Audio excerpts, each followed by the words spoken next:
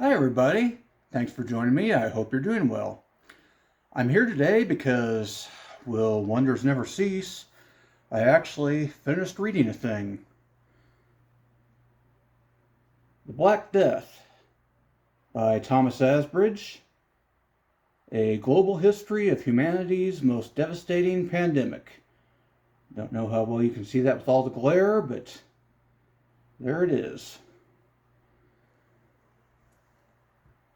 And I would like to just kind of clumsily, that was kind of self-referential, clumsily comment on it a little bit.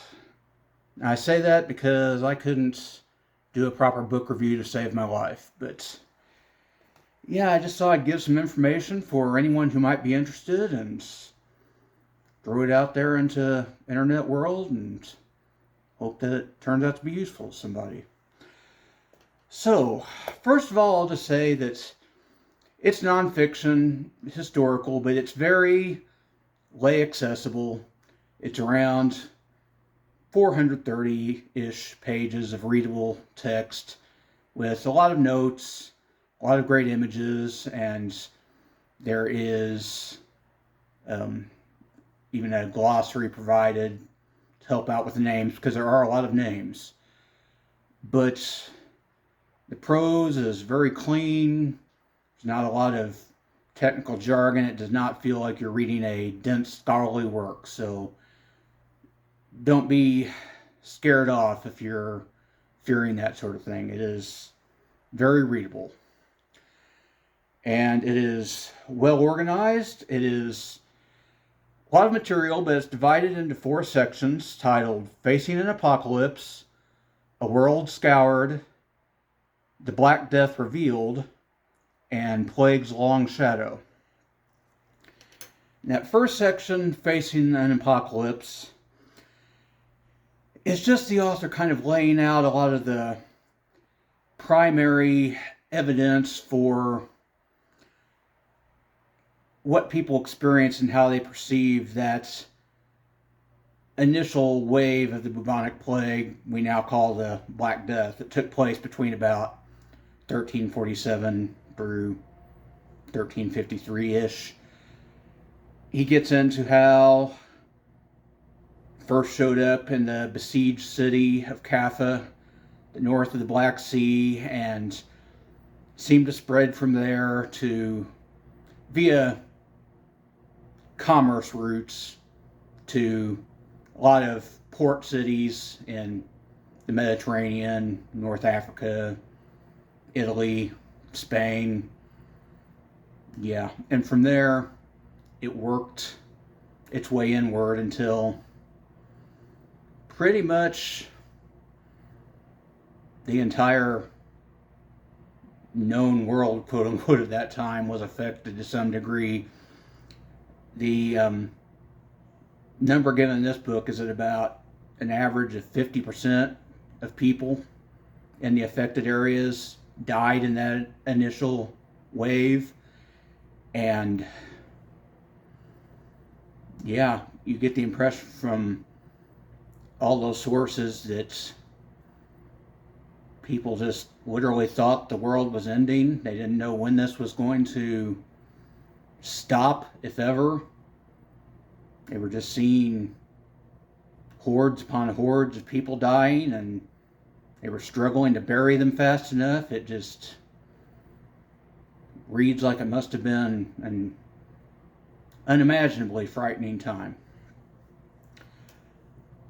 So yeah, then in that second section, A World Scoured, he really gets into more of the nitty-gritty details of going beyond just what these primary sources from very limited points of view had to say, just how people from leadership down to just normal everyday citizens had to have lived during this time, just the world scoured. He talks about how leadership had various approaches. Some basically abandoned their positions and left it to, I guess you could say, delegated to lower figures in their governments. Others stood firm. And the pattern seems to be that while civilization and society were tested their limits in the medieval world there, they did endure. Things did not devolve into absolute chaos on any kind of broad scale. Certainly there might have been some moments that were very localized, but yeah,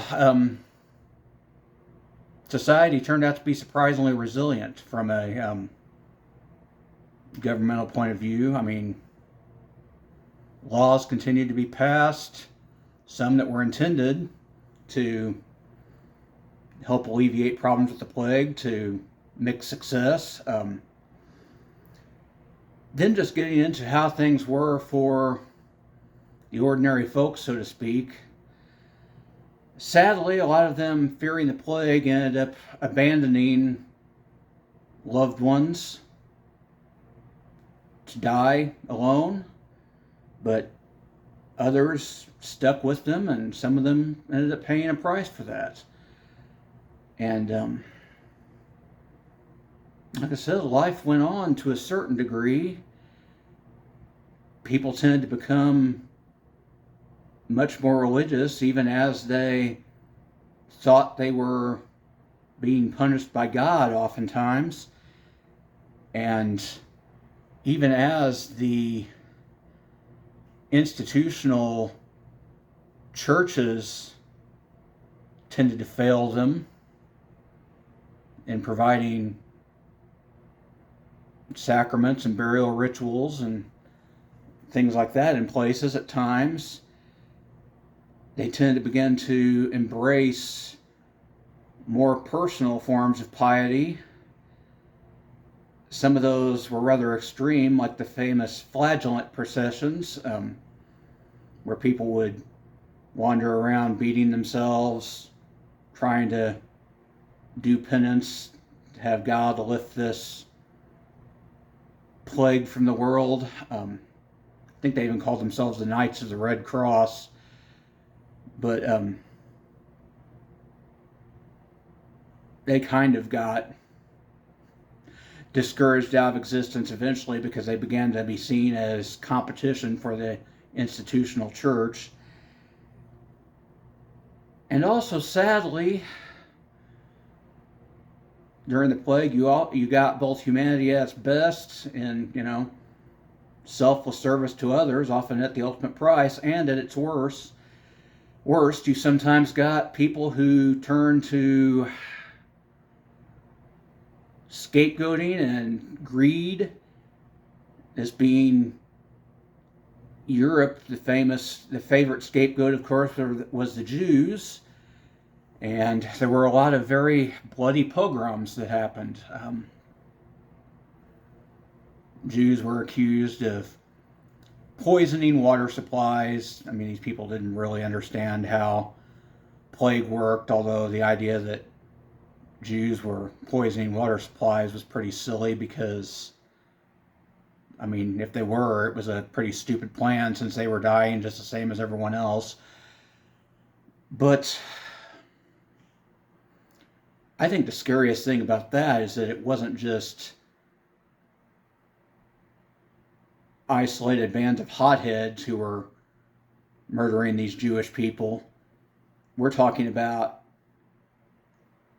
governments and courts dragging them in and torturing them into admitting to vast conspiracies, and then that just opening things up to literally killing every Jewish person over the age of 7 in entire regions. So yeah, this was basically being done with quote-unquote legal sanction at times, which was just horrifying thought. So yeah, and that World Scourged, that's, I would say, the takeaway. You certainly saw this pandemic brought out humanity both at its worst and at its best. So Oh, and I guess I should mention there was an interesting difference between the Christian world and the Islamic world. Christian world, you would have people at least trying to evade the plague, often to very limited success. But in the Islamic world, the plague was actually viewed as, I don't want to say a gift from God, but that's sort of how it was understood.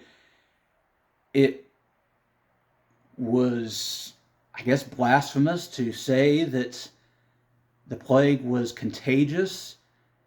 It was supposed to be a scourge for sinners and a blessing and opportunity for martyrdom for the righteous. And yeah, you weren't supposed to attempt to evade it or acknowledge that there was any kind of biological mechanism at work here. It was all strictly the hand of God. So yeah, that often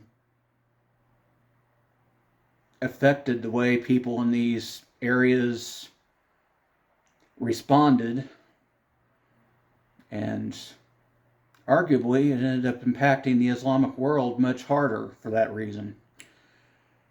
So anyway, moving on to section number 3, the Black Death revealed. The author kind of wanted to hold off this information for later. He wanted the reader to kind of experience the plague through the eyes of medieval understanding. Here he actually gets into sources of the medical minds of the day, what they observed of the plague. And then, in my favorite part of the book, he actually gets into more of a clinical discussion of what we actually know of the bubonic plague.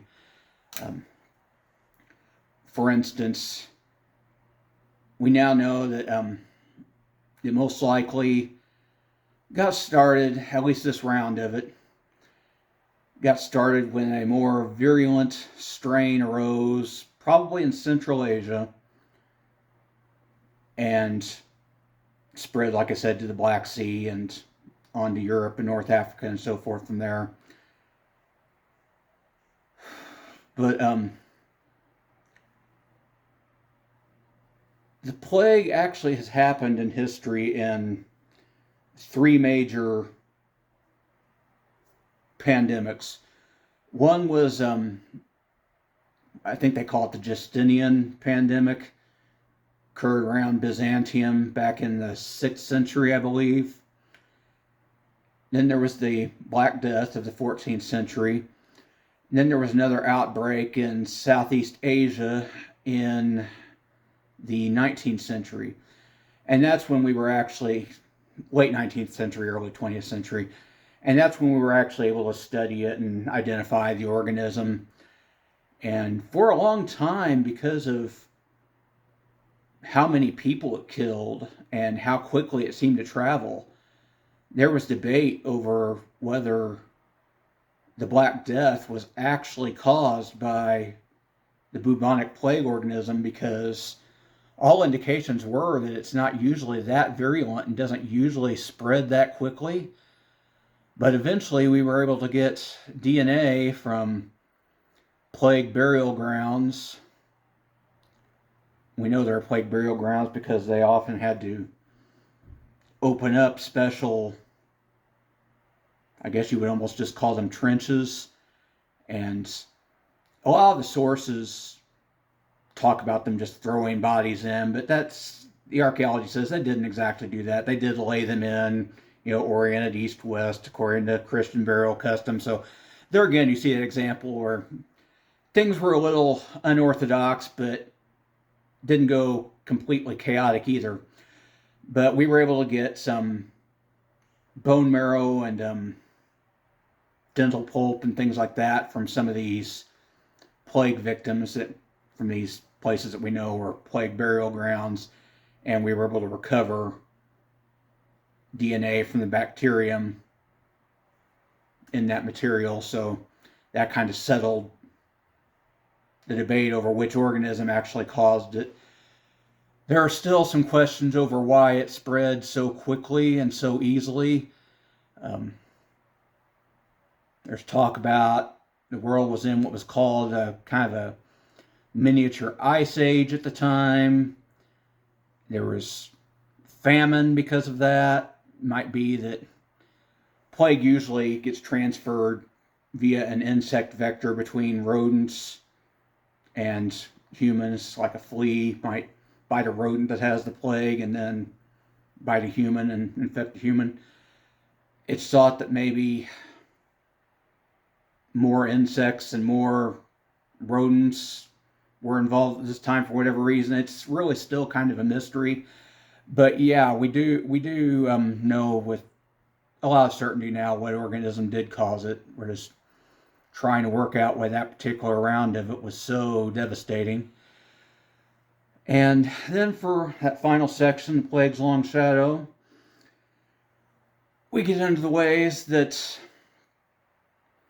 the Black Death impacted the next few centuries of history. And it didn't tend to cause immediate wholesale change. It served more as a catalyst that might have accelerated changes that were kind of already happening. For example, the plague probably hastened the collapse of Byzantium, made the Ottomans able to come in and give it the coup de grace even earlier than might have happened otherwise. And that ultimately ended up changing a lot of trade routes to the east and so forth. And meanwhile, because of the lacking population, there was a lot of economic stagnation going on in Western Europe. So you began to have more daring experimentation with maritime ventures, both around the Cape of Good Hope and eventually to the New World, which of course brought in a whole glut of resources to Western Europe. So, yeah, like I said, not direct, but a catalyst that kind of brought Europe to the age of exploration and eventually the age of colonialism and so forth. Also, you could argue that it was a catalyst that helped bring on the Reformation, the Protestant Reformation, faster. Because when clergy became short, let's just say the church wasn't too choosy about who they were putting in some of those positions, and with people having to do without institutional sacraments and burial rituals at times, so forth, they began turning to more independent forms of piety and spirituality. And probably most important of all, the expansion of the system of indulgences, something that during the Black Death was intended to be a source of comfort to people who were worried about their souls but might not have full access to sacraments, became a complete racket and, yeah, set Europe well on the road to the Reformation. So, yeah, and also the Mamluk Empire is centered in Cairo, both because of its strict adherence to this idea that the plague was not communicable. And by the way, the Black Death was just the initial wave. There were isolated outbreaks for probably the next 3 centuries after that. The 1665 Plague of London would be a good example. I think that killed something like 100,000 people. The initial wave, called the Black Death, probably killed 100 million, but yeah, there were later localized outbreaks that put a lot of people 6 feet under, so it's not like it was over in 1653. But through all this, yeah, Mamluk Empire remained firm in their religious convictions, and their authoritarian style of governance wasn't able to deal with the changing world the way the more fractured, actually, Western Europe was able to bend and adapt, and that just brought them to a point. They were eventually destroyed by the Ottomans as well. So, yeah, the plague ultimately set a pattern for all kinds of future historical developments. So, yeah, I guess that's about the gist of the book. I feel like I'm just kind of rambling here. I hope it was somewhat organized, and I hope this helps you if you might be interested. My only complaint about it is that sometimes I felt like by covering so many different areas, geographical areas, yeah, there were some interesting specifics, but ultimately it often felt like you were kind of hearing the same story over and over again. And not only that, as you go through these 4 sections of the book, sometimes it can feel like you're delving into areas that were already covered in earlier sections. He's often delving into them in more detail, but it can sometimes feel a little repetitive, like, haven't I been here before? I mean, yeah, I'm getting a little bit more nitty-gritty now, but yeah, it's not exactly novel. So, yeah, just for that sense of repetition, I might knock it down a notch or two, but overall, I enjoyed it very much, and I would recommend it. So, yeah. If you're still with me after all this, I thank you very much. Hope to speak with you again eventually. Till then, take care. Later days.